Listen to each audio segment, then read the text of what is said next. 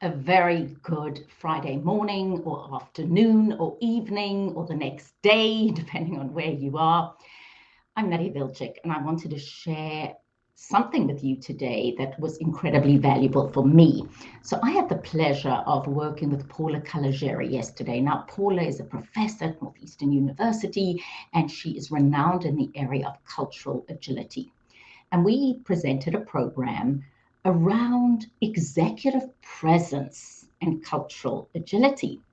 And what was that about? The idea was that if you are going to elevate the overall way you persuade and influence, you have to be able to slow down, as Paula says, your limbic system. Meaning that when you meet or interact with people who have a different cultural background to you, you have to be able to be aware enough to tune into the fact that there may be differences, and then respectful enough to say, how do I pivot? How do I orientate my behavior? That doesn't mean you're not authentic. That means orientate and adapt your behavior so that I come across as confident, competent, and credible in their eyes. And an example of this would be if you are a very smiley person and you are very engaging in that way, and your audience tends to be more formal and see a smile as something frivolous, you have to understand those nuances.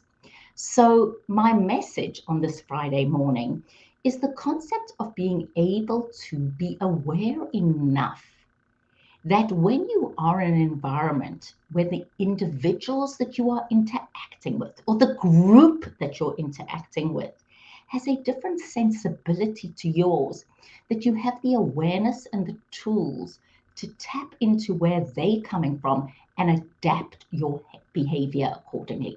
So just think about that for a moment. Is if you are in a situation where the way you are expressing yourself, which would be perfectly acceptable in one environment, you may need to shift it or adapt it to another environment.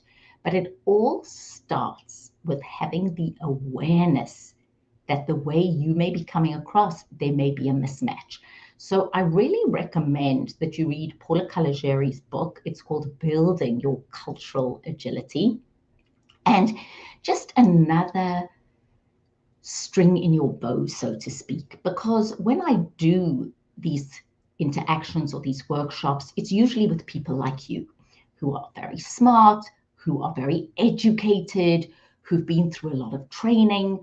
So, what can we in the world of professional development bring you or your teams that is new? And the extra layer of being able to assess a situation, slow down your brain. Because when we are in a situation, we go with all the data that we have. We assess it based on our worldview, and sometimes we need to expand that. So, my word of this Friday is expand, and then the phrase is the ability to slow down your brain, the ability to assess when something feels uncomfortable or different and slow it down to make sure that you are responding accordingly. And in a time like this, where there has been so much uncertainty and so much complexity and so much ambiguity, these skills are more important than ever. On the subject of cultural agility and ambiguity, it reminded me of something I did on CNN a couple of years ago about explaining South African lingo to an American audience. And again, if you really want to understand the culture that you're in, the environment that you're in, are you understanding where they're coming from? So, one of the suggestions always, if you're dealing with people who come from a very different cultural background, or you're going to a country that has a very different culture or way of looking to yours, watch the news in that country, see how people dress, see how people behave. One of my recommendations is watch Netflix or other streaming series in their language. I, for one, have learned so much about Turkey by watching Turkish series, just because they are very articulate and very good at illustrating the nuances of the culture and how people address each other and the status of some people versus others.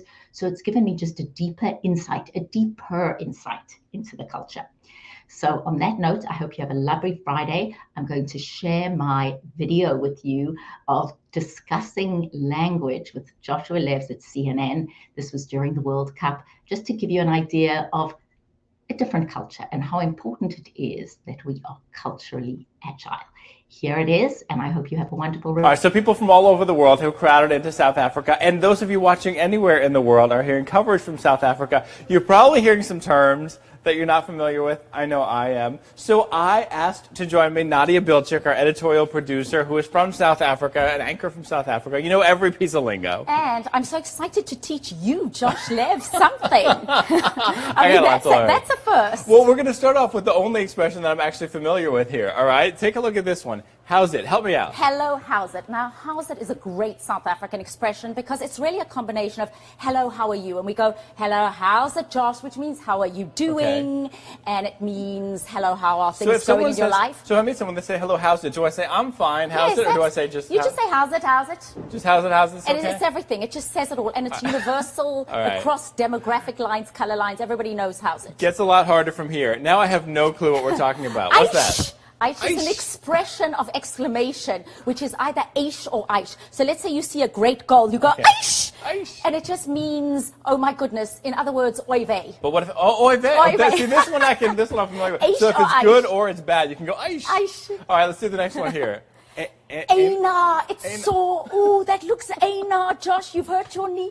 Aina. Now, if I'm in pain, I go Aina, and if you're in pain, I go Aina. So Aina's a bad thing. It's like agony. Aina is pain, agony. Agony. So, Aina. Aina. All right, now help me out with this one. Lekker. Now, lekker in Afrikaans makes a candy or a sweet. So, lekker is awesome.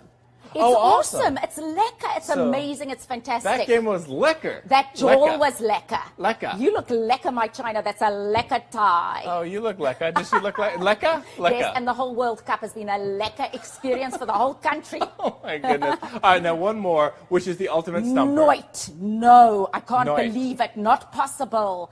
He did that game. He did that. Nooit. Like no way in a bad way. No way, either good or bad. You see, that's why these things, nooit. I don't believe you. You know, people say, I don't believe you. Nooit. So help me out. Nooit? Nooit. Nooit. Nooit, my China, my buddy, my booty, my friend. Oh, my goodness. Well, there's a list of a lot more. Next week, we have to do the South African handshake. I have to teach you the South African handshake. That's coming next week. There are things that are very universal to South Africa, and not South Africa, South Africa. South Africa. South Africa. I can't even say the country right. I posted a long list of lingo for you right here at my Facebook page, Josh Lev CNN. I'm also tweeting it out, Josh Lev CNN. Go ahead and let us know your favorite South African expressions. Nadia, thank you. Buy a donkey.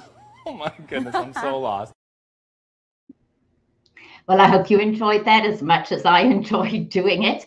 And just here's to understanding other people's cultures, other people's worlds, where they're coming from.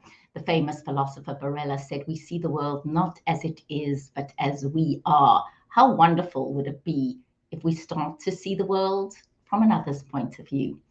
Wishing you a